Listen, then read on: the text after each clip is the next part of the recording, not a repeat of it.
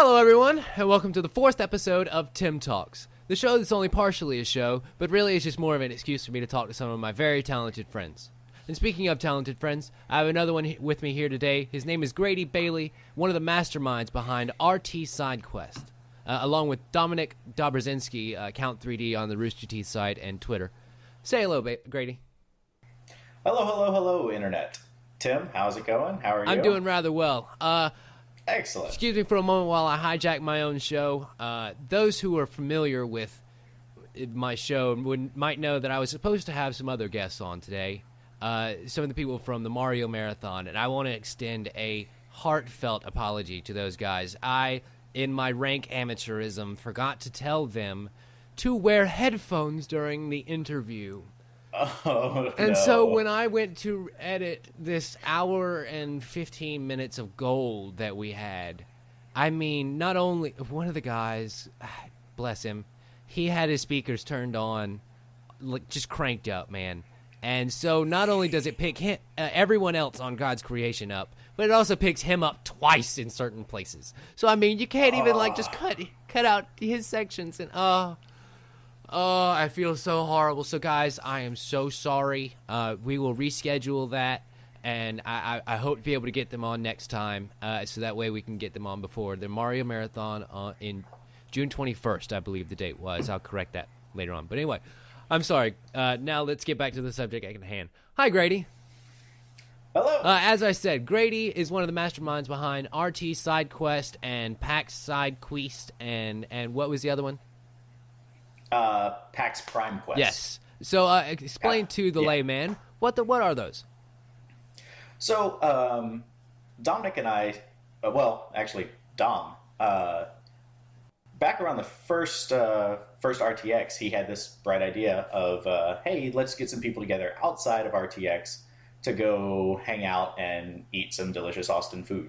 Right. Now, for those who aren't familiar, the RTX is the Rooster Teeth Expo. Yes. That's held in Austin, Texas, the first weekend in July, which they've extended it to 3 days this year, the 5th through the 8th. Is that right? Yeah. Okay. So Dom came up with this idea of let's go eat food. Mm-hmm. Let's go hang out. Because there's just a crap ton of it in Austin. Yeah, well, because people who have been listening to the Rooster Teeth podcast or following Rooster Teeth for years have always heard them talk about like places they went to eat in Austin, like Home Slice and Torchy's Tacos and Gordo's Donuts Hot Dottie and Gordo's and all of these places. And so, people are getting, this is 2011, first RTX. It's a little, compared to what it is now, it's a little tiny gathering. It's what, 1,000 people? And no, it was even smaller than that. It was supposed to be 200. That's right. Oh, gosh. Yeah. And then the ticket mishap. In 2 minutes, they sold 500 tickets on accident. Like, they overloaded their ticketing system and oops, we doubled, 150%. Oops, we just happened to become way more popular than we meant to be. Yeah, so Dom had this idea. I saw him posting on the site about this thing, and I chimed in. I was like, hey, I live in Austin. I've been to a lot of these places. How about I help you out? I noticed you're Canadian, and it may be hard to coordinate some of those things. Long distance. Like some of these places aren't great for, this time of day, or you may want to go here instead, or, this place is actually not, they talked about it, but it doesn't really live up to billing, all these different little things. Local knowledge that you just have gained over. How long have you lived in Austin? I am going on 6 years this fall. I moved up here to come to the University of Texas, did my undergraduate here, loved every minute of it, and I haven't left Austin since. They call it a velvet ditch, I believe is what I've heard it called. The most amazing place that you will never, ever leave. Yes, absolutely. And actually, I graduated shortly before the first RTX. So this was, that was leading into, like, I'd been here in college, and it was leading into me having graduated and, kind of moving on. And, hey, I've got all this free time now because I'm done with school. Perfect timing. And so I got in. I hadn't been active on the RT site, really. I signed up years and years ago. I'm I have the oldest school badge, Right. which is like I think it's the first 5,000 people on the site or something. I mean, I signed up the day the new community site went live. Wow. But I never used my account ever. And so then I now here I am, surrounded by auction items from all sorts of awesome artists and all running a companion piece to some of the most amazing conventions around the country.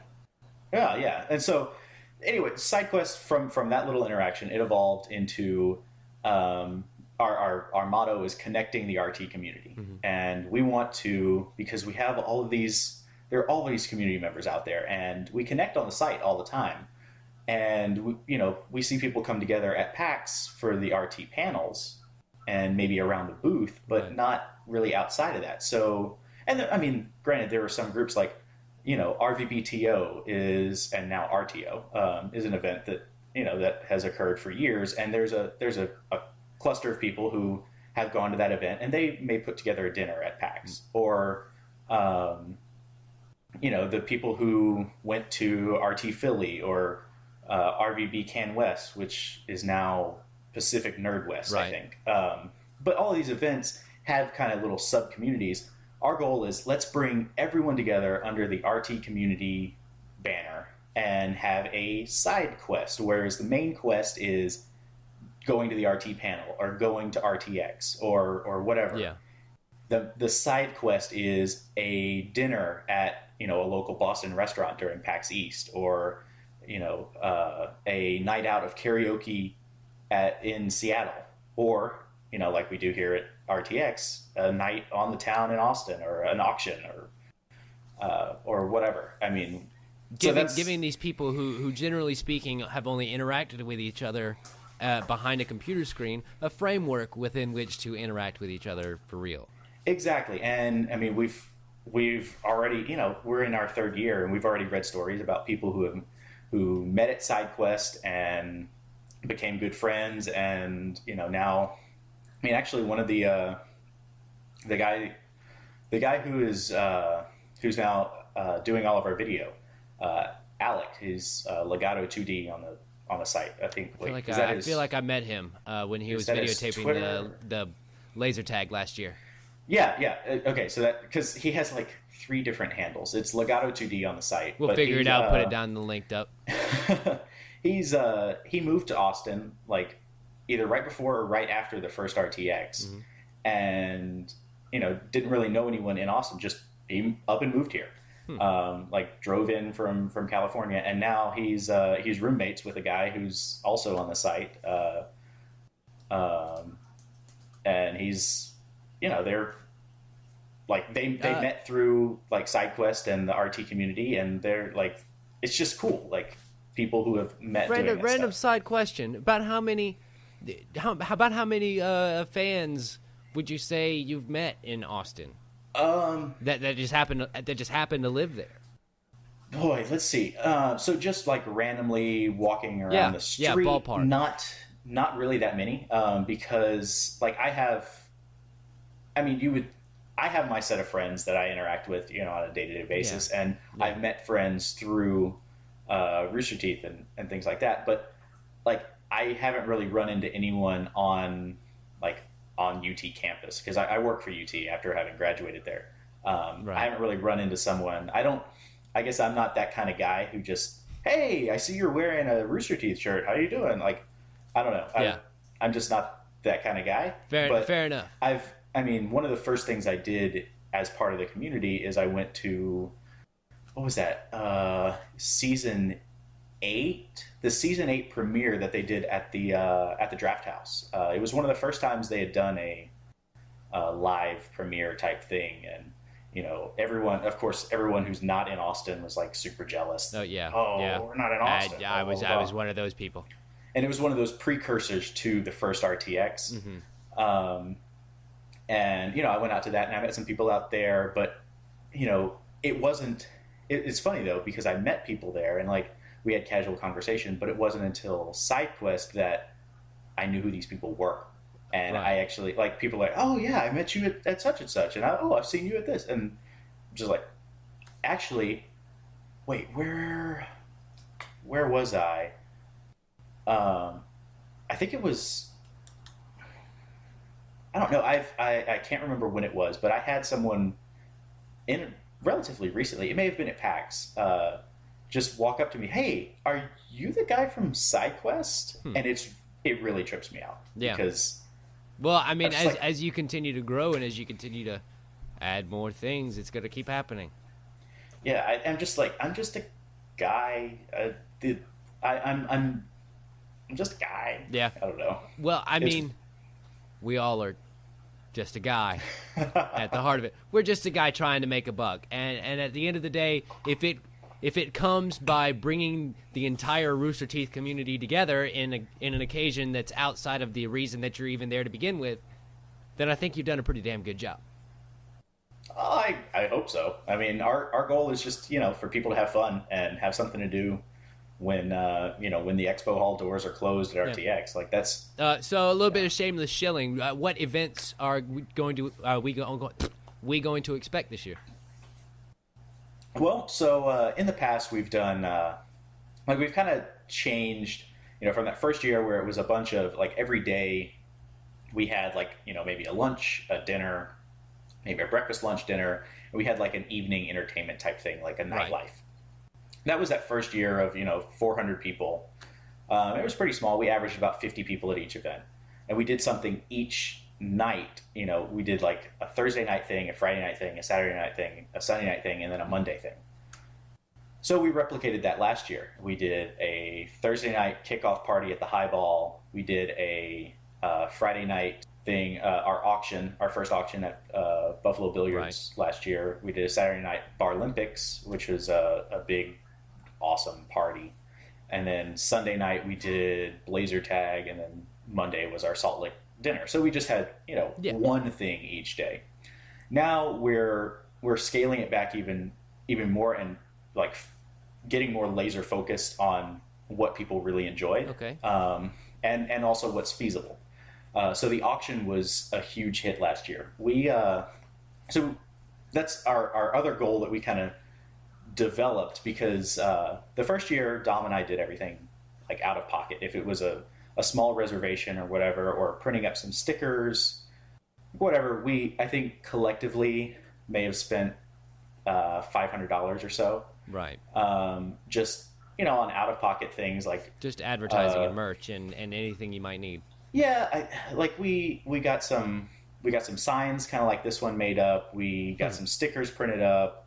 We made reservations at different places and things like that, and we just did it out of pocket because we're having fun. And I was doing the thing I just graduated, I just got a full-time job, got a paycheck, haven't actually worked yet. Here's money.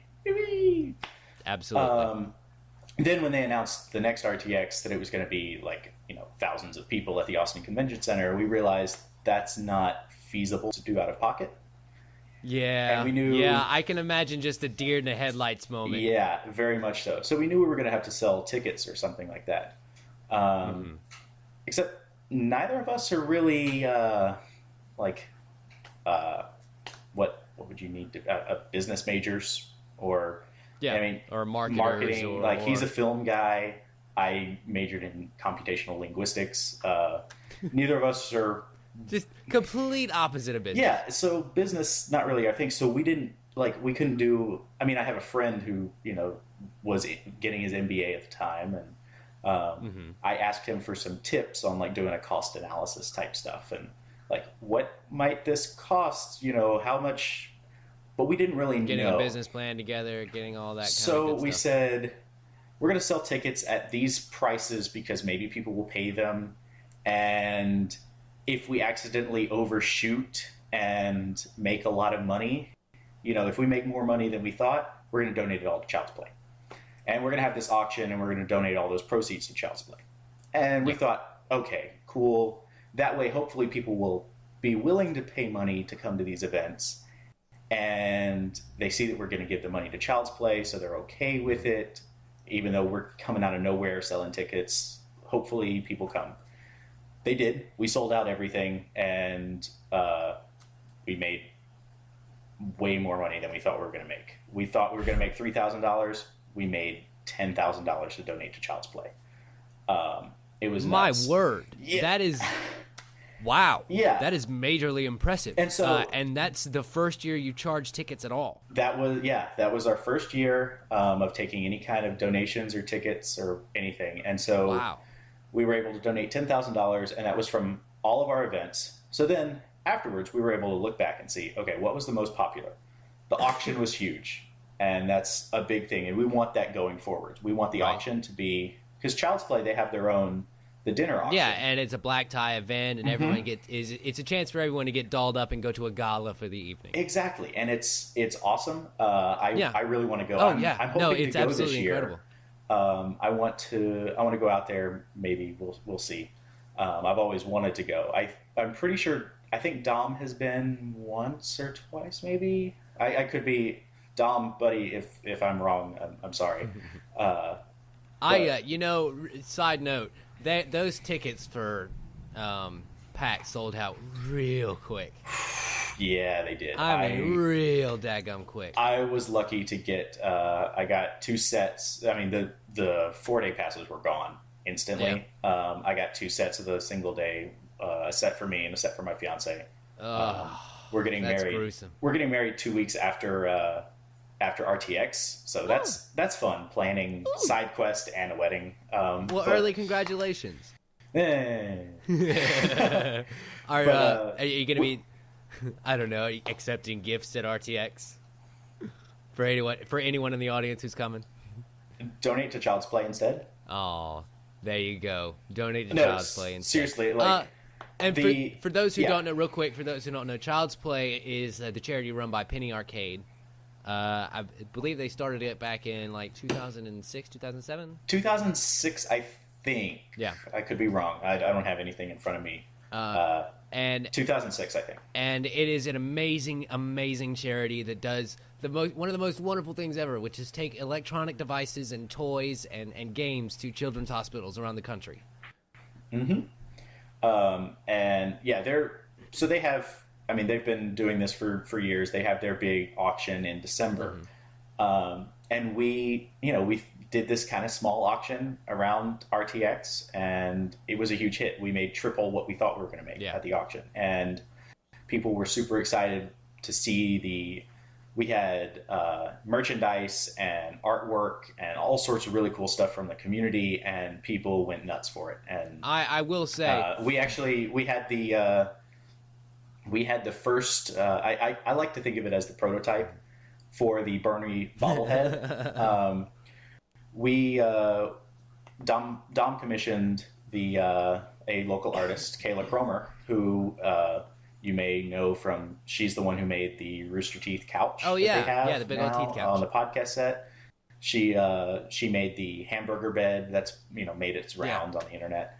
She made a statue of the RT Animated Adventures Bernie with the platypus under his arm, an outstretched can of Foster's in his hand, and the one that they ended up sending to Bernie, Tasmania.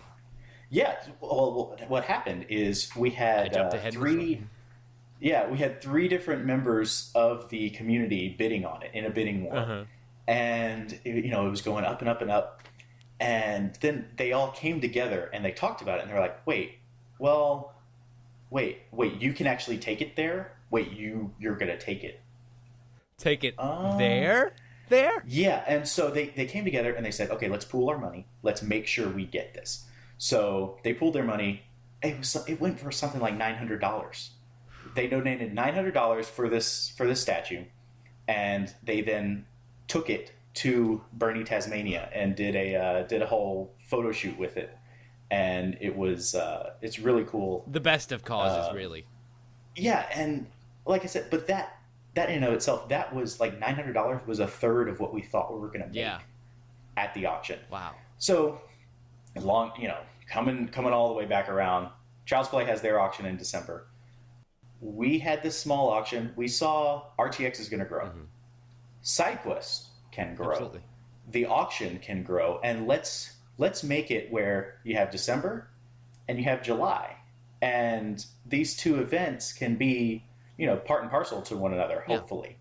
maybe the same people who love this event, like the same people from the gaming and entertainment industry who go out to this black tie event and do awesome things out there, and eventually will want to, yeah, if as RTX grows, hopefully those people are coming to RTX, and hopefully they'll come to the auction beforehand, and it can be a good thing for Child's Play. And now they have, hopefully they've got auctions going twice a year. And I will say, if you compare the growth of something homegrown like PAX to something homegrown like RTX, PAX really kind of laid a really great groundwork and has allowed the more explosive exponential growth that RTX has been able to have, because the Rooster Teeth guys had attended every convention under the sun, and so they kind of had a better framework to work from. Absolutely. And those guys, Gus and Barbara, like they're rocking RTX and putting it all together. Definitely also have to mention Alan. He's kind of he's kind of behind the scenes over there, but he's also really awesome. I got a chance to meet him and chat with him at PAX, actually. I'll tell you what, their workhorses behind the scenes are often just as awesome to be around as anyone that's actually on camera over there. Yeah, and that's one of the cool things. But so I think we've deviated quite a bit from your original question of what events are we going to do. I just took probably 20 minutes to tell you that we're going to do an auction. Yeah. So, well, you know what? Look, sometimes you have to do a lot of bit of a setup to get to a very concise point, and it's okay. As long as we eventually work our way back to round to the other things, it's all gravy. Oh, yeah. Well, so the auction is happening again this year because RTX is expanded into 3 days, Friday, Saturday, and Sunday. We're going to do the auction on Thursday. Thursday also happens to be July 4th. Yes, it does. Which, for those who aren't from America, that's Independence Day here. And, basically, we big day up. for Sky Go Boom Boom. Yeah, and we're in Texas. And in Texas, we blow things up and blow those things up also. Everything's bigger, right? Everything's bigger. Yeah. So the city of Austin actually does a really cool fireworks display out at Auditorium you could almost combine the keeping it weird and everything bigger in Texas to everything is just bigger and weirder in Austin. That is absolutely true. Yeah. In sometimes the most terrifying of ways. Especially when it comes to fireworks. So anyway, I'm sorry. Oh, I was more talking about people. Fair point. So sometimes you just don't want to see the 300-pound man in the fall. Well, you're the one hosting a pool party underneath the fireworks. That's all I'm saying. Hey, and you guys are the one that's funny. So yeah, I will be there. So we're doing the auction. We rented out the rather than doing it in the upstairs of one of my favorite bars, one of the favorite bars of some of the RT guys as well, Buffalo Billiards. Instead of doing it there, because last year we actually kind of ran into an issue where the event manager there, with about half an hour to go in the auction, she was kind of frantically hunting for me. She taps me on the shoulder. Hey, just want to let you know, there were too many people in here. And I'm like, I know. I don't know what to do. There are a lot more people than I expected, and they're spending a lot more money than I thought. And we've raised almost $10,000. And she's like, well, just don't let anything catch on fire, and don't let anyone die. And it's okay. It's amazing. I just wanted to let you know how much 5 decimal places can change someone's attitude. Yeah, but so just that quick. Buffalo Billiards is really awesome. Yeah, and we're absolutely. Going back there. Absolutely. We're going back there for the Bar Olympics, but we couldn't do the auction there again because it was just too small. We're transitioning to a ballroom. We've got space for like 500 people. It's going to be awesome. And we've got a whole lot of cool things coming up. I've actually got some of the auction items in the background here. We've started releasing them on our website. Just a few teases here and there of what's going to be there. Dom actually has a really cool project that he's working on called, he's just calling it Project 10. And it's a celebration of the of 10 years of Rooster Teeth. And what he's done is he's gathered 5 community artists, 5 well-known RT community artists, and 5 Rooster Teeth employees. And each one is doing a piece that celebrates, 10 years. Yeah. It may be, someone may be celebrating in their piece the first year of Rooster Teeth. We haven't released any information on what artists are doing what pieces. I don't think we've actually released the artists yet. Right. If we have, they're on our website, and I'm totally wrong. And, it's okay. Again, and links it down. will be in a link down exactly. there. But Project 10 is going to be huge. It's going to be a really cool collection, a very unique collection of artwork and pieces celebrating 10 years. It's going to be in one room for one night only, and that's at our auction. All those pieces will be together, and then people will bid on them, and people will own pieces of history. Yeah. And wow, it's just going to be a really cool thing, and I loved the idea when Dom first told me about it. Yeah, no, that sounds amazing. I really I admired the crap out of the way y'all have been able to just sort of mold this thing around this other thing that is attached to yet separate from. It doesn't really ride the coattails of, but is in the wake of. It's this. You walk a very fine line, and it's wonderful. Yeah, it's a kind of an eventception where you have because Rooster Teeth is they were Red versus Blue is born out of Halo, and this is what you're saying is you had Halo and 343 and Bungie. Then you got Rooster Teeth, which they got their start with Red versus Blue. Now you got our Sidequest thing, which is spin off of that. Well, that's I've got some stuff back here that's exclusive posters that from the Halo 4 launch that 343. Some of the team signed them. Wow. And we've got all sorts of cool stuff from them. So if you're not, because let's face it, some people who come to RTX might not be super fans of Rooster Teeth, and they just want to come to a gaming convention in their hometown. Right. For goodness sakes, they had Halo 4 playable for the first time at RTX last year. And, maybe they're just a gamer. And, while we do want to connect the RT community, we want everyone to feel welcome.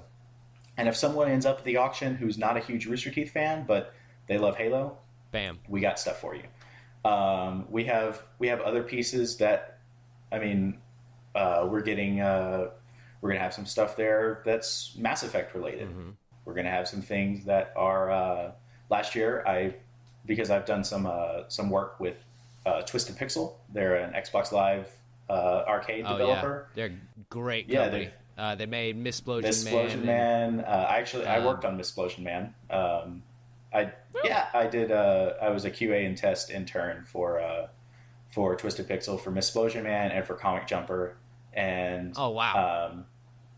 And then my fiance and I are also in the in some of the video sequences for Missplosion Man in the end credits, and for the Gunstringer in some of the scenes in there. Oh man! And I work for them at PAX as well.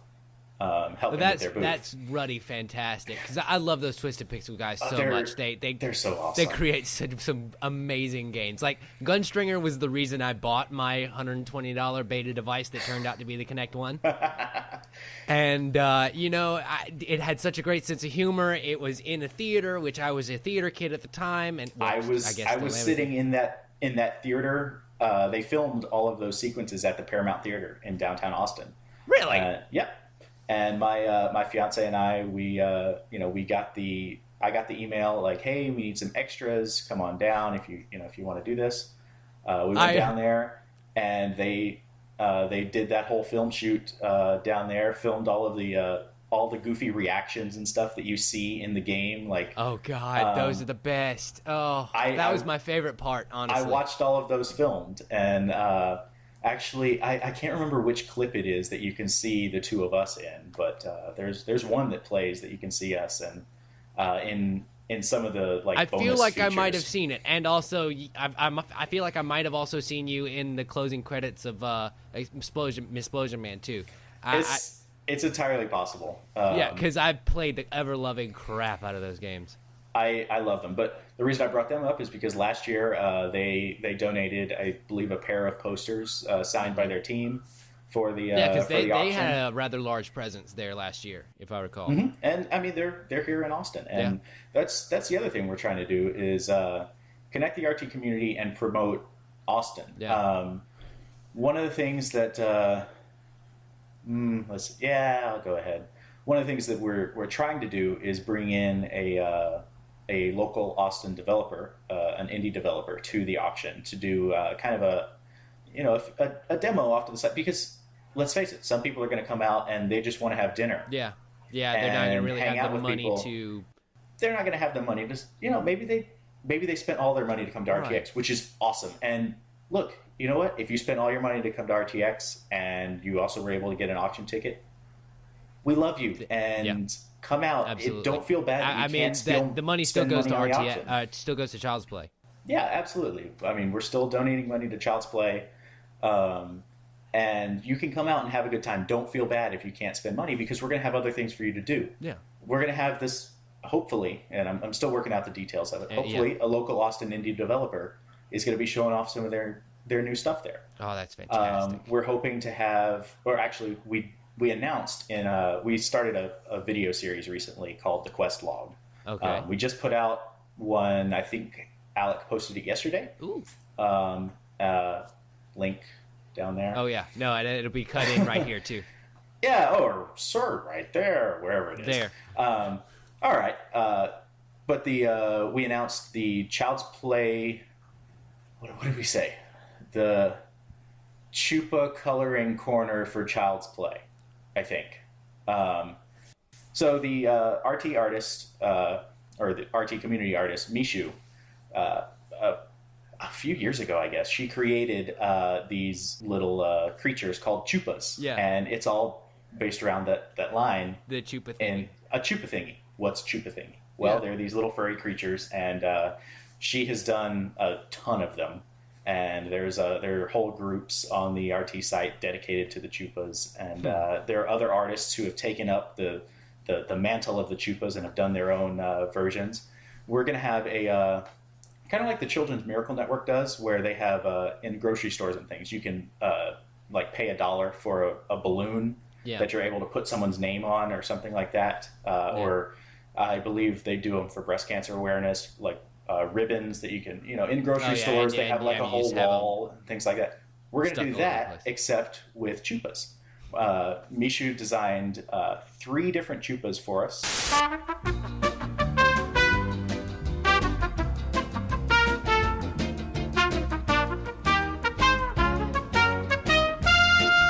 Sorry about that, folks. I would love to get through one podcast without having some sort of technical difficulty. We seem to have filled up Grady's tablet there, talking about a whole bunch of stuff for 50 minutes or so.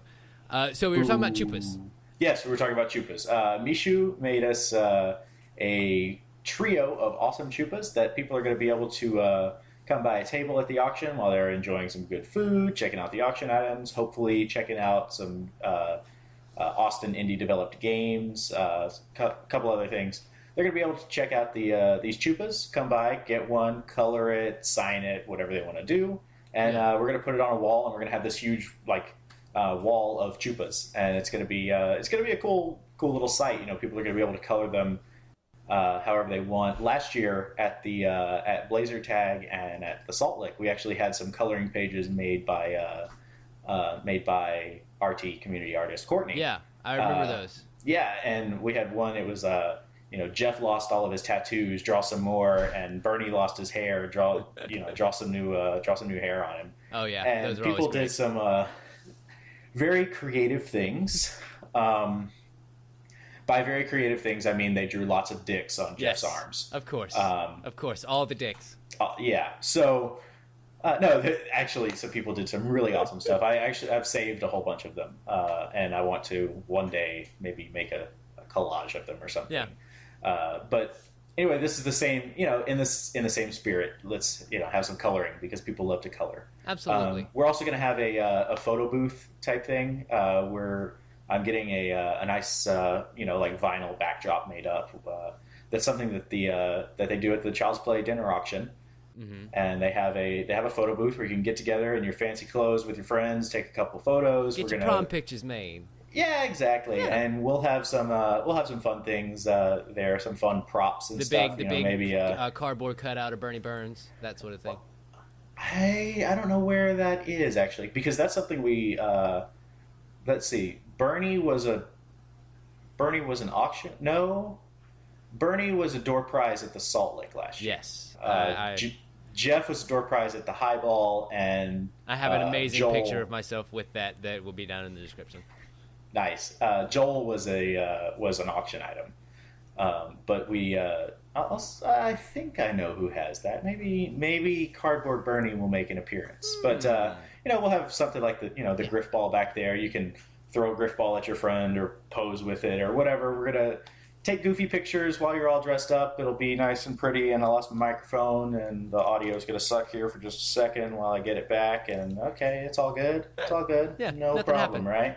But, take some fun, silly pictures, and it'll be fun. So we have just other things you can do at the auction. If you can't, hey, if you don't want any of the auction items, cool. If you can't spend any money on them, cool. Come take pictures of them and have mementos like that. Yeah. Or, come out, just have fun. We're going to have good food, a lot of fun. We're going to go do a viewing of the fireworks outside. And so this is all on the same night. This is all on the same night. This is all on Thursday night before RTX kicks off. RTX starts the next morning, so this is kind of the classy precursor. We're asking that everyone dress classy. We're saying semi-formal, formal. So guys, and then pool slacks, party downstairs afterwards. Sure, go for it. Yeah, I'm all for it. They're actually redoing the patio of the Radisson. Oh. Right now, and they're renovating the whole thing, making it nicer, more awesome, and it's hopefully it'll be done by supposed to be ready by June. So that means should be ready in plenty of time for our thing in July. Yeah, because the development downtown was so finished by July last year. Well, I'm gonna follow up with our contact at the Radisson this week and see how everything's going. Make sure we're still on. Yeah. I mean, we've got the contract signed, so that's not a big deal. So, speaking of, before we get to some of the other events, the business side of SideQuest, you guys have to draft a bunch of contracts, I would imagine, with all these various places. Talk about the process of that. Well, like I covered earlier, Dom and I aren't business majors. I've kind of taken on the business side of everything. Dom is really good. He's got tons of contacts in the community and everything. He's been the one getting a bunch of our awesome auction items and things like that. That's kind of what he's taken on. I deal with our venues and things like that to make sure we've got a whole bunch of places to go. Right. And generally, it's just a matter of finding a venue, contacting them, saying, "Hey, this is what we're looking at doing." Working back and forth, like we had for the ballroom, we knew we wanted a ballroom for the auction, and I made a list of all the different ballrooms in the Austin area, like that would be a suitable size. There was one, it was too small, couldn't go there. There was one that was bigger. They wanted 3 or 4 times the amount that we're paying for the ballroom at the Radisson. Right. Not feasible. And then you found your Goldilocks spot. Yeah, exactly. We found the Radisson. They were super awesome, open to what we're doing. We went and saw the space. They got a ton of space there. They've got a nice little mezzanine type area for all of our auction items. We're gonna have it's gonna be a cool setup.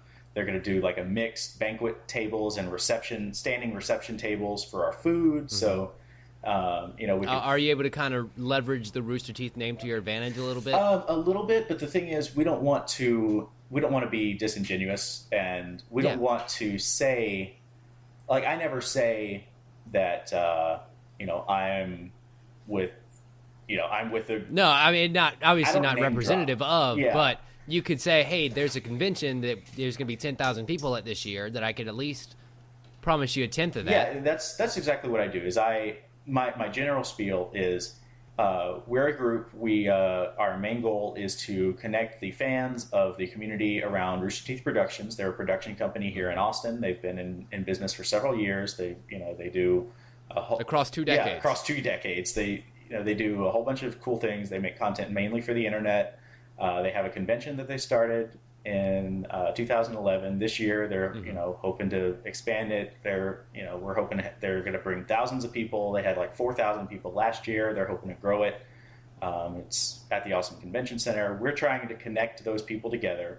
We want to do an auction for Child's Play, which is this charity. So I spill the whole thing. I've got it all written out in a little document where I reference it from time to time or update it.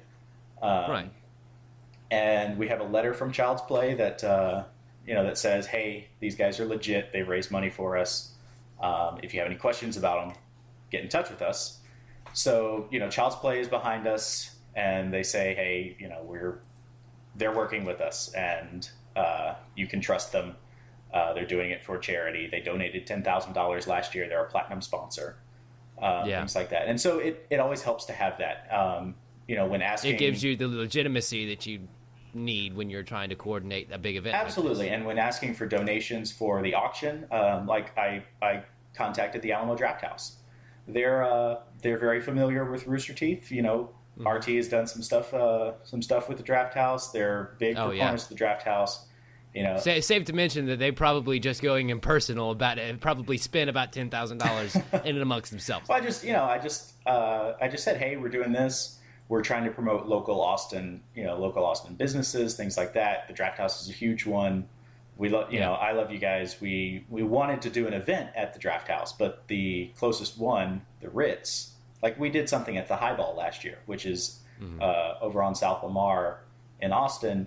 That particular location, I actually drove by there today. I hadn't been there in quite a while. They've demolished the whole thing, and they're rebuilding it all.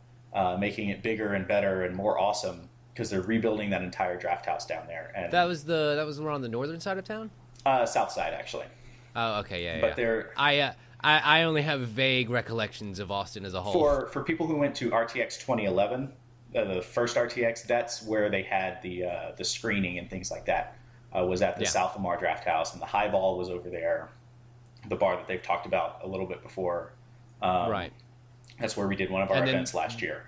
The Ritz is over there on 6th Street downtown, like literally a couple blocks over from the convention. The Ritz, though, the problem with the Ritz is it's really tiny. They only have 2 screens there. There was no way we were going to be able to do a side a Sidequest event where we're looking at our events. We want to have at least 200 people. We couldn't do something at the Ritz, and so instead they said, "Hey, you know what? That's cool. Here's a package of things you can put in your auction," and they donated a whole bunch of stuff. And wow. And we've had that reaction from several Austin businesses we've talked to. I personally have, we want to patronize a lot of the awesome Austin businesses that have been talked about on the RT podcast and various other places. I will say, as a little juicy tidbit, there's Z-Boyd. One of the guys that works on Z-Boyd Games, which is the people that did Cthulhu Saves the World and have worked on the 3rd and 4th Penny Arcade games.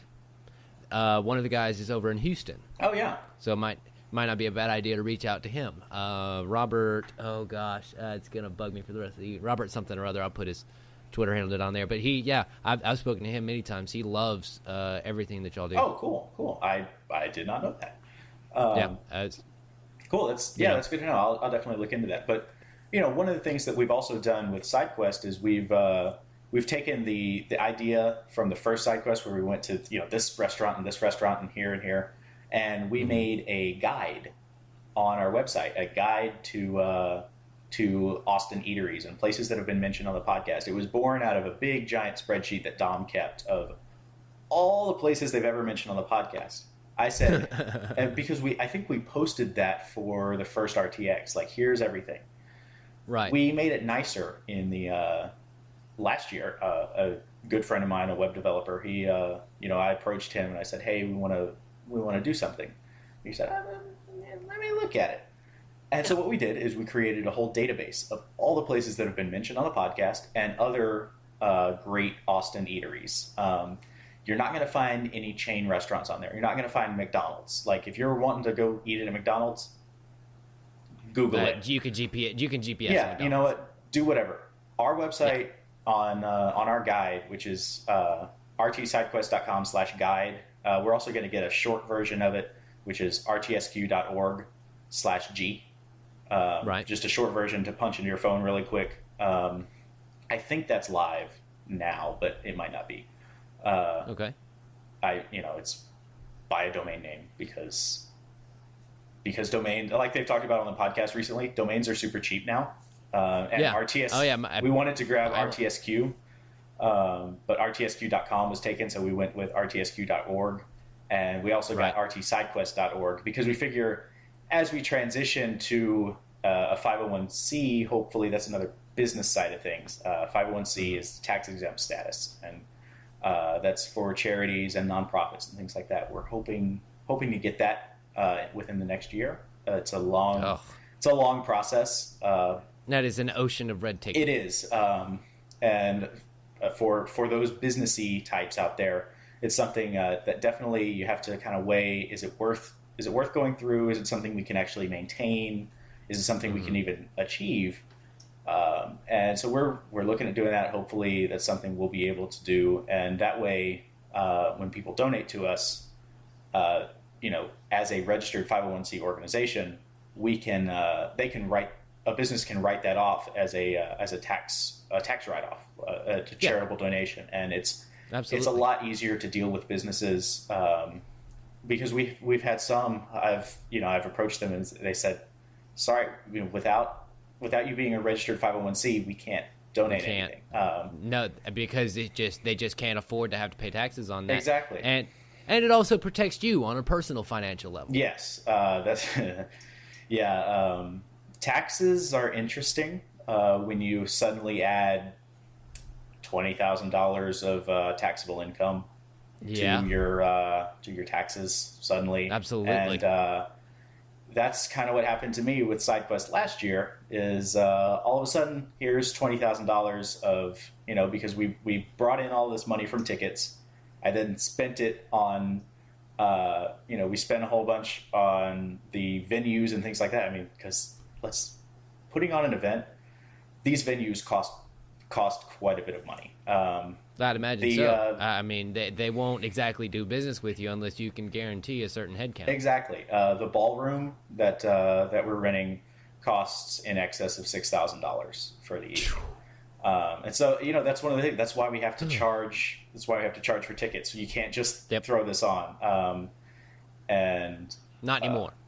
Not anymore. And so, but when last year we had like all this stuff that came in, and then we rented out these places, so that it was coming in and then going straight out, and then donating $10,000 to Child's Play.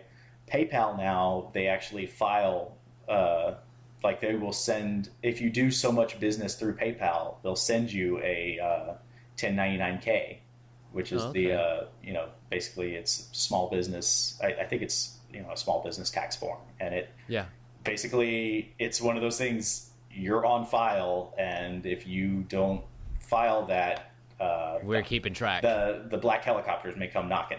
So absolutely. I had to take care of that, and so 501c status would get that off of my back, and also allow you to be able to put your focus in other places, such as expanding and growing and polishing and making things better. Once you won't have to worry about your own personal financial assets. Exactly. And I mean, let's face it. I love SideQuest, and I'm doing everything I can to make it sure is a labor of love. Yeah, absolutely, labor of love. perfectly describes it. So I think I've talked quite enough about the auction. Yes. The auction is going to be awesome, and that event is the one that we have the most tickets left for. And if it sounds really cool, definitely go and buy your ticket as soon as you can. Well, I will say this: I love any excuse to dress up that I can, so I'll be there with bells on. Awesome. We will have a great time. I promise. Oh yeah. So other events that we're doing. Saturday night of RTX, we are hosting the we can now say second annual, because you can't say first annual. You can't say nope. First annual is not a Can't thing. do it. Inaugural. It is not a thing. Last year we had the inaugural Bar Olympics. This year is the second annual Sidequest Bar Olympics. Excuse me. The Bar Olympics are exactly what they sound like. You're in a bar, and it's the Olympics. Right. It's a big. Basically, it's our name. It was born out of RTX 2011. We did a kind of a bar crawl scavenger hunt thing, and that was named who? I believe it was Casey, Church's wife on the RT site. She came up with the name Barvenger Kront, and that was the name for the RTX 2011. She kind of coined the term Barvenger Kront because it was a bar crawl and a scavenger hunt. It was, go to this bar and get this drink because they're famous for it, or try. So then you portmanteau those right together, and that's what you got. Exactly. So we evolved that for RTX 2012 into the Bar Olympics, and the Barvenger Kront was one event of the Bar Olympics. We also had bar games like darts and shuffleboard and pool. Skee ball, foosball. We had arcade games because Buffalo Billiards, where we're hosting the Bar Olympics, they have a whole bunch of arcade games, classic arcade games, all sorts of different things in there. They have air hockey. We had a couple of consoles there. We had, I think we had Mortal Kombat on the PS3. We of course had some Kinect. I think we had Fruit Ninja going. Oh, wow. We had some Dance Central dance battles going on. I mean, just a good old time to be had by all. Oh, yeah, and it was tons of fun. Basically, you had red versus blue, of course. And you came in, you picked your team, and you're battling to see who can earn the most points for their team to win the Sidequest Cup back there. It is an actual trophy. We have and not just a beer can on a post. Oh wow! I don't know if you can hear that. I mean, it's a legit metal trophy that we got last year. It's got a nice little perpetual nameplate on the pedestal there, so we can engrave the names of the winners or the team winners, because not every name can go on there, but the team winners every year, and it will. We're hoping this thing carries on for years, and so that trophy can be a something you really want to compete for year to year to year. Absolutely. And so last year, the red team came out victorious. We have a whole video documenting their rise to victory. Their victory. But it's cool because we ask everyone to dress in team colors. So it kind of looks like gangs running around, except we're like super nerdy. So everyone's wearing matching pocket protectors. Yeah, but they're all in the back pocket, so that way everyone's got the right colors going. The people in downtown Austin, they see all these people in red and blue running around, and they're like, wait. Oh. Yeah. There's no way they could possibly be any kind of, No, it's kind of hard to mistake that. Yeah, but so it's this whole big thing. So that's Saturday. That's Saturday night, and we're bringing back something that we did, because the problem with that is it is in a bar, and you do have to be over the age of 18 to get into Buffalo Billiards. That's their policy, not ours. But they're the best venue that we have for this. They at least do let people in under 21, over 18. But they have to protect themselves. It's a liability issue allowing anyone younger into the bar for anything like that. Which is unfortunate, but it is what it is. It's unfortunate, and we looked for a better solution this year, couldn't find it. But so we are bringing back because we heard people saying, "Hey, look, I really wanted to do something in the Bar Olympics, but I'm under 18 or I'm under 21. I'm useless." Well, guess what? This year we're bringing back Capture the Flag at the Capitol. So Capture the Capitol. It's a kind of a thing that people have done. I heard about it my freshman year at UT. People will go to the Texas Capitol building at night and play Capture the Flag on the lawn, and it's because the Capitol building, it's public grounds. As long as you're not destructive, as long as you're not breaking things or being terrible people, lighting things on fire, it's fine. You can be there and you can have a good time. Don't you ruin this for me. Yeah, I want to go play Capture the Flag. Because guess what? I don't know anything about it. I don't know who those people are. What are you talking about, man? Hey, I got nothing. Giving yourself plausible deniability. No, I mean, come on. Oh, look, absolutely. I know this community. We're good people, right? Wheaton's Law. Don't be a dick. Yeah, exactly. Wheaton's Law. So that's something we're bringing back. Anyone of any age can go and play. We're also going to do a normal scavenger hunt, inspired by RT shorts and things like that. We're going to, maybe go and find the location that was featured in this short or that short or this thing that they talked about on the podcast. The filming location of the Gauntlet, which is the Ritz. I think. Wasn't it the Ritz or was that? No. They actually did. I believe they filmed most of that. Oh, down Caleb told me 2 weeks ago, and damned if I can remember. I believe that was in San Marcos. Yes, that they did that's a lot where of it that. was. Yeah, that's about 45 minutes to an hour south of Boston.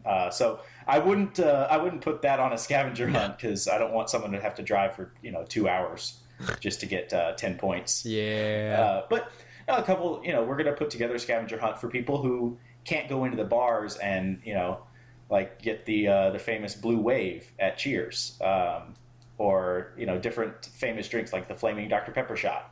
There you go. Different things that we put on the Barbinger Krant.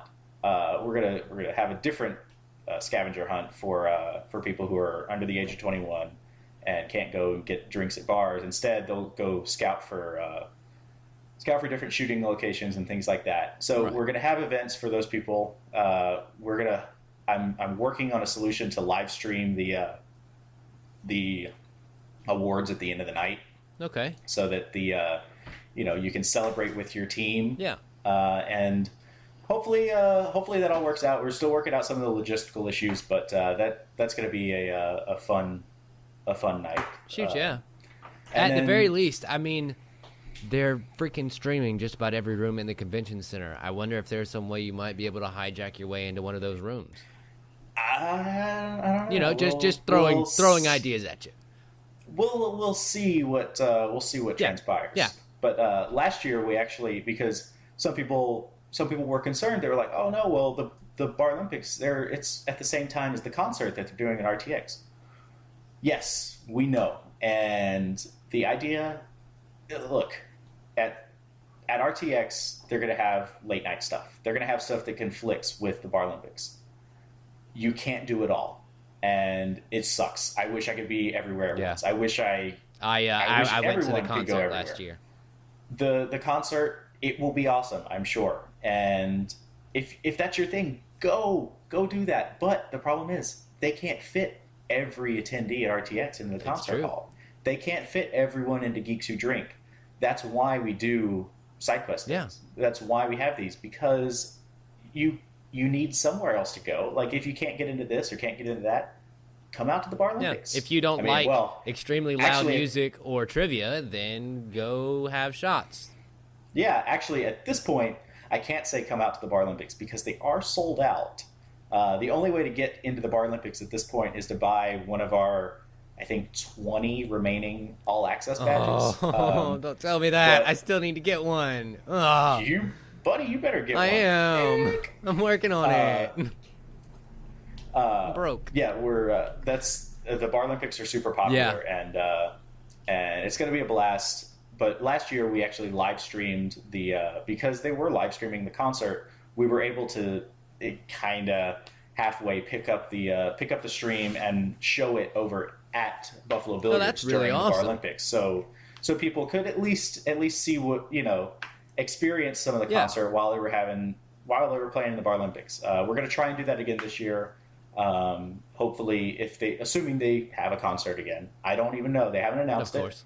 I have no inside information. One would think they'd do it again, maybe. There's no reason why they shouldn't, but again, no reason to get people's hopes up unnecessarily. Yeah, who knows? Whatever they do, if we can, we'll try and live stream it over there. And so you're not missing out, so you at least have some connection if you couldn't get into the room or whatever. We'll see what we can do. Absolutely. And then that's the Paralympics. That's Saturday night. It's like from 11 o'clock until 2 o'clock. It's going to be a blast. Then our last major event is a lunchtime farewell lunch at the Salt Lick on Monday afternoon. After RTX wraps up, you went home Sunday night and you got some good sleep, and now you want to fill your belly with barbecue before your flight or your drive back home. We're going out to the famous Salt Lick in Driftwood, and we're going to have all you can eat barbecue, and it will be delicious and it will be fun. That the video recap from last year, that's by far my favorite video that Alec put together for us. The music goes really well. And it makes me hungry every single time because there's one shot, and he's a jerk for putting this in there. There's one shot of the guy on the pit. He's cutting into the brisket, and he's cutting into that brisket, and as he cuts in, the juice just comes flowing out. I know the shot you're talking about. I was lucky enough to be there last year, and I will back up everything he just said. It is absolutely delicious. It is all you can eat, and it is a lot of fun. I mean, we filled up that entire back room last year, and I think Jack and Joel showed up at one point. They did, yeah. Knuckles Dawson was also there, and just a whole bunch of people just went in and out, and we had a blast.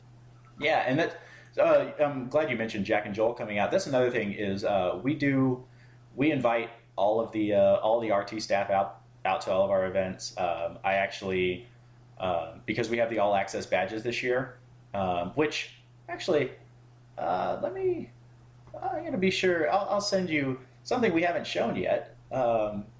We have not shown anyone the design of our badge.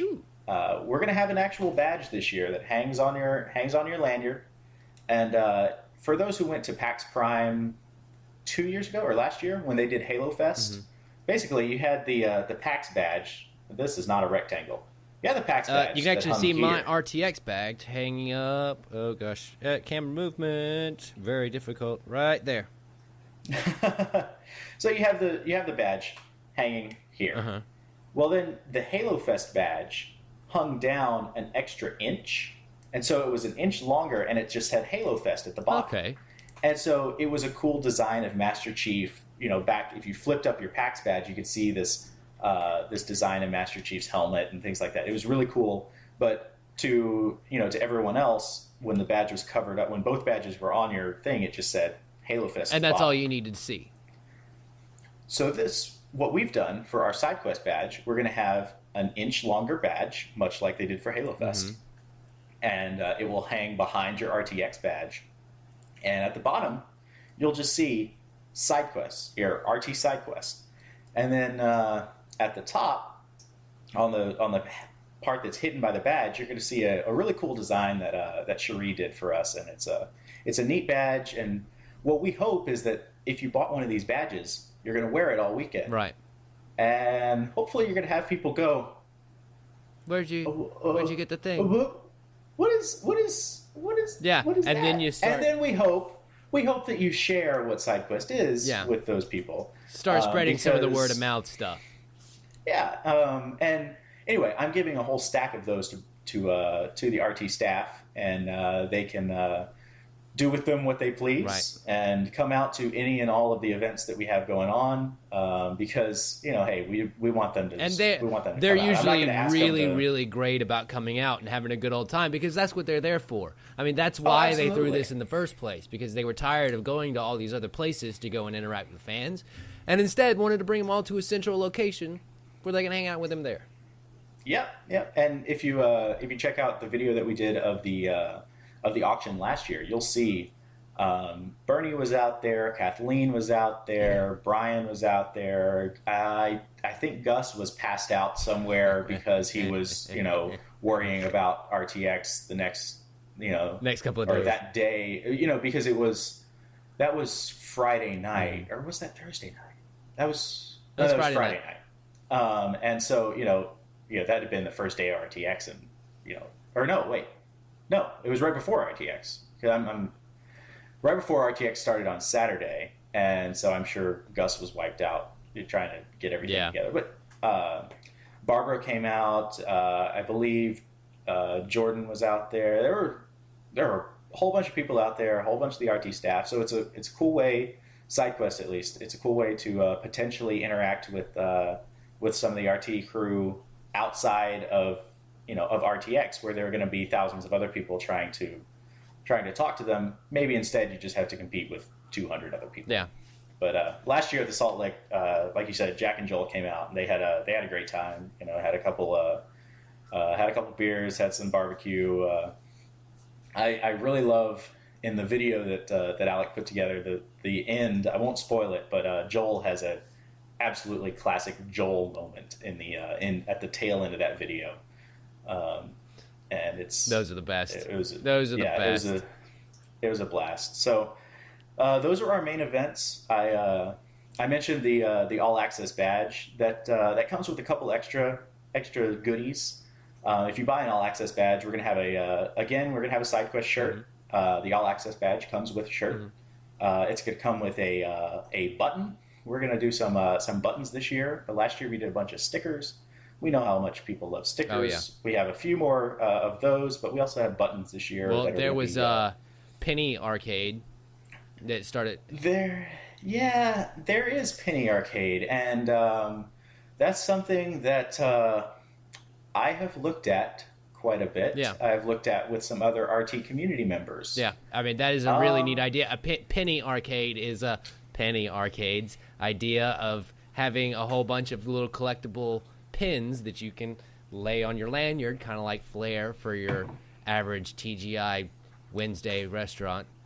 Trying not to get in trouble here for saying corporate names. And I believe the inspiration for that was like Disneyland, the pin trading at Disney. Yeah. Because they have it's a whole big market of Disney collectors. They buy these pins at the parks, and you trade them, and it's a big collector. Some are exclusive, some are not. Yeah, absolutely. So, I mean, that sounds right up that alley. Yeah, like I said, I've looked at Penny Arcade, and I saw it firsthand at PAX, and I think there could definitely be room for something like that at RTX, and I think it could be something that the community really stroking your magnificent ancient beard gets going. I don't know. Yeah, the possibilities are out there. And there's a certain character in a certain popular web series, certain popular machinima series, who I believe he says something along the lines of, "Buttons, I love buttons." Very true. Very, very, very true. I don't know. We'll see. We'll see what may or may not happen. And so that rounds out RTX with the lunch at the Salt Lick. And all that. That sounds like an absolutely fantastic time, and I cannot freaking wait. It's like, what, 60 some odd days? 2 months. Oh my god! Exactly. Actually, you know what? Here's the sad thing. In exactly 2 months, RTX will be over. Oh no! It hadn't even gotten here yet. No, you can't make me depressed. No, we're moving on.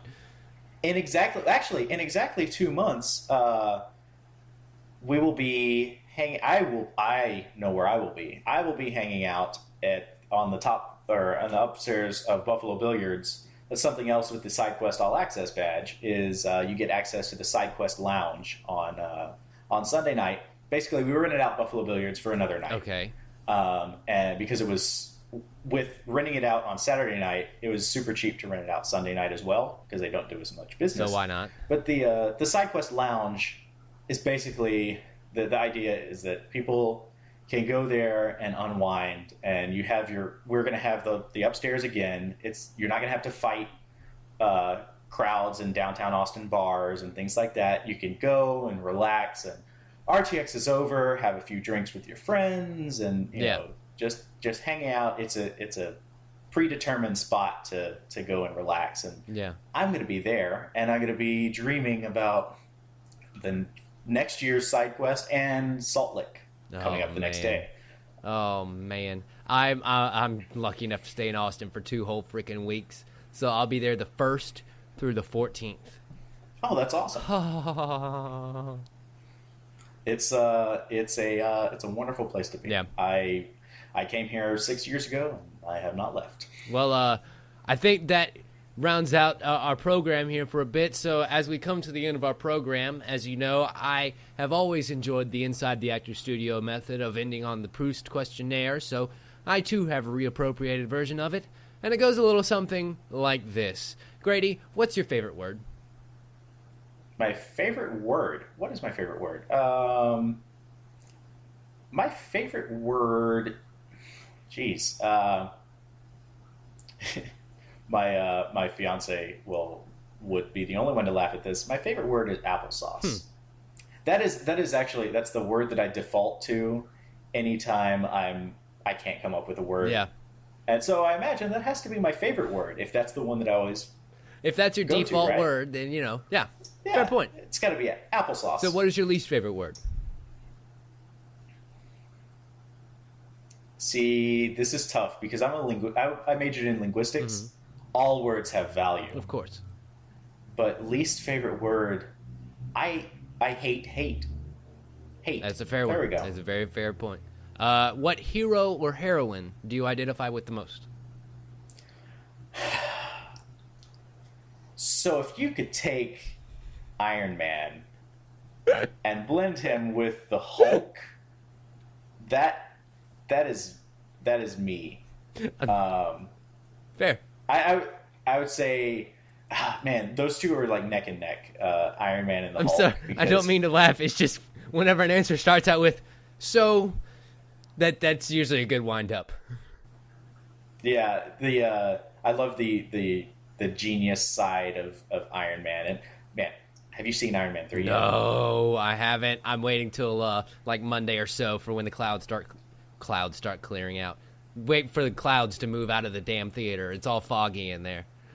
Go see Iron Man. I will. It is incredible. I cannot wait. I loved it. And but yeah, like the snarky, like Tony Stark, super genius, like he's a badass, and the technology and everything. And then the Hulk, just like the Hulk's smash. Raw power, like Hulk smash. Yeah. I've always identified with both of them, and the recent Marvel movies have just made it that much more. Robert Downey Jr. God, I love that guy. It's almost typecasting at that point. Just substance problem at all. Talk to me again after Iron Man 3. So what villain or villainess do you identify with? God, and I'm a total Marvel geek. DC does not work for me. I don't know. Definitely Magneto. Sometimes his ideas aren't so bad. Those are the best villains, though. The best villains aren't the ones that are absolutely and utterly hateable. It's the ones that you see yourselves going, he ain't wrong. That guy. If he just wasn't so. If he wasn't so murdery. Yes. So what turns you on, either creatively, spiritually, emotionally? Helping people, in any way, shape, or form. Be it. So I do tech support. That's my job. I work tech support at a research institute. I help people who are helping people. So the people who are going to cure cancer, some of those people, they're not so good with computers. I keep their computers running. Right. So basically, you're the tertiary guy who cured cancer. Bingo. Love it. What turns you off? Inaction. People like one of my favorite phrases that I picked up from my days of playing football in high school: "Move like you got a purpose." I can 100% agree with that. Everything I do in life, I mean, going to get coffee in the middle of the workday, I move like I have a purpose. Some of my coworkers just people that meander are the same kind of people who tend to go 5 miles under the speed limit, and it just bothers me. It's not even like getting somewhere fast. It's just no. It's like do it like you have a reason. Like move like you got exactly a purpose. Because I am, and generally speaking, you're going to get in my way if you don't. Exactly. And yes, that is a little selfish of me. But you know what? Maybe if you thought a little bit more about everyone outside of yourself, I wouldn't have to be selfish. You and I. Yeah. You got this. So what other talent, other than the ones that you have been gifted with, would you like to have? I'm sorry. The Skype broke up for a bit. What other talent?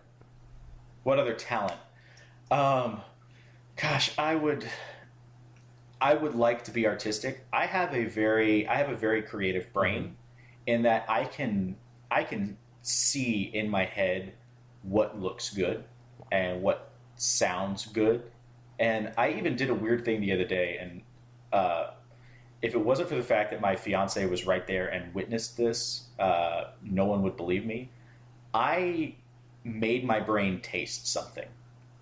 We were doing a tasting for our wedding cakes, and basically we wanted to try a different kind of filling that the pastry chef hadn't prepared, and so she was back in the back making some, and I was like, okay, well, let me take a bite of this cake, and I'm visualizing, I'm thinking cherry. What does cherry taste like? Okay, cherry with this cake, and I tasted it, like, wow, and it was very much a mind over matter, and it was the creative, like being able to visualize things, and now apparently taste, I can do that, but I can visualize art and videos and like logos and things like that. I cannot create a logo to save my life. The first Sidequest logo, it's off center.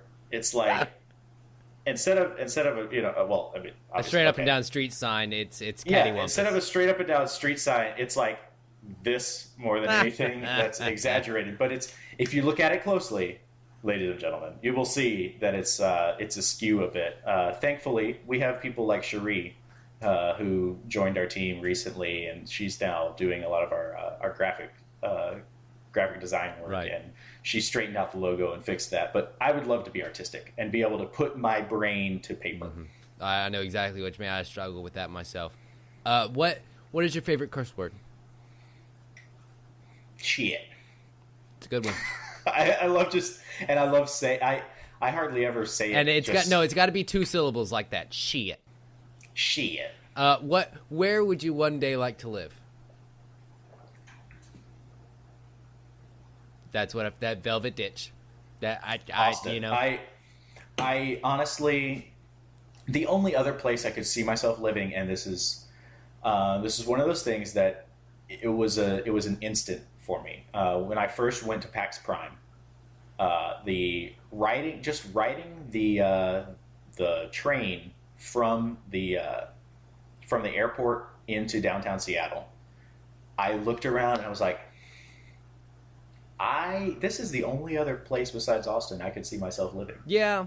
And the problem with that is I'm not a duck, so I don't really deal with the rain very well.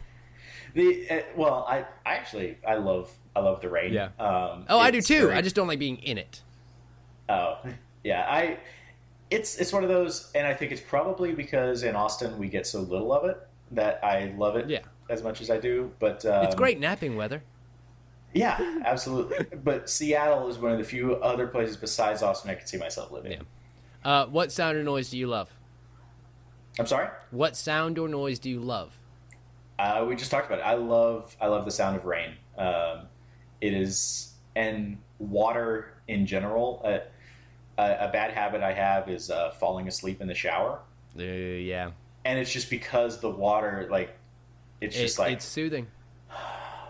It's soothing, it's repetitive, and it's white noise. And it's wonderful in the evening, like when I get home from work, or like I just worked out or something, and I'm just like taking a shower. it sucks in the morning when I'm getting up for work and I'm trying to get to work, and I go, Oh God. Yeah. oh crap, what time is it? Shit. What sound or noise do you hate? I I really don't like explosions, like fireworks Mhm. or anything like loud, sudden noises. Anything that's just, I could deal with just about any noise, but something that's like sudden and jarring and, ugh. Unexpected. Yeah, unexpectedness. And for our last question, if you had a choice, how long would it take for you to respawn after you died? Um, I guess assuming I get a kill cam and some sort of spectator mode, Mm-hmm. I'd want at least a day. Okay. because you know what, I figure if I died, I and that's something I do in video games. I don't do the instant respawn thing. I take my time to figure out, okay, what happened. If I got a spectator mode, I might pop through on my teammates. What are they doing? What's going on? I'd want to take my spectator mode and Give yourself kinda a just, tactical advantage. well, not even that. Just like see what else is going on, and check out the rest of the city for a day. How is life without Grady? Okay, I'm back. I like it. That's a very interesting answer. Well, I would like to thank my guest Grady Bailey for being on the show with me today. It was my pleasure. Is there anything you'd like to plug? Sidequest, although the whole thing's been really a plug for that. Yeah. Our website is rtsidequest.com, and we have in the bottom right corner of that of our website, we've got links to all of our other various things. Our RT group, our Twitter account is at RT Sidequest. Our YouTube is RT Sidequest. Our Facebook is there. Your Twitter account is? My Twitter account is at GB330033. And at Count3D? At Count3D, that's Dom. He's the partner in crime.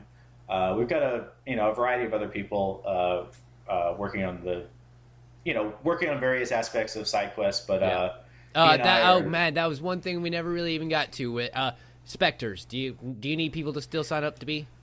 No, we've got our Spectre team. So Spectres are our volunteer team with SideQuest, and it's like the Guardians. We went the Mass Effect route, and we thought the Spectres. Great idea. What is the line in Mass Effect? I've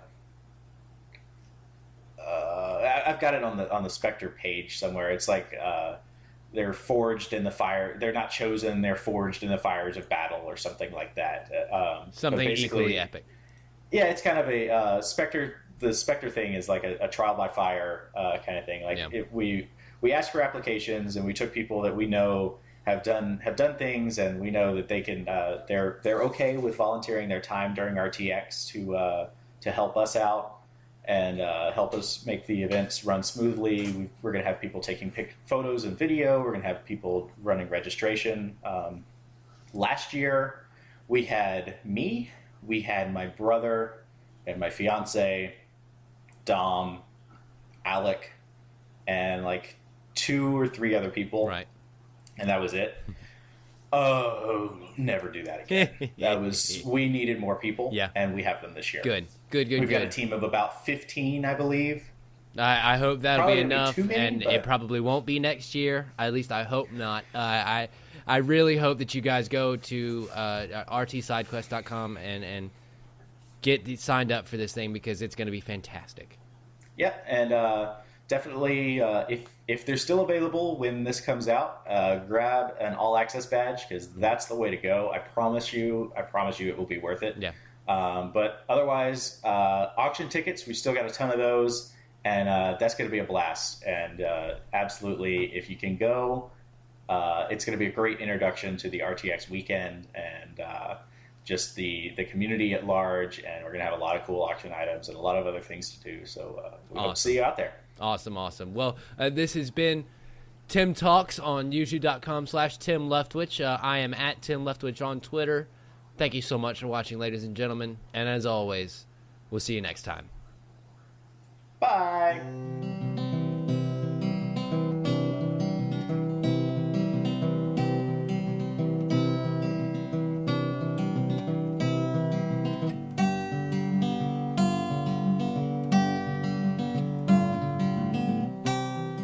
And speaking of talented friends, I have another one here for you today.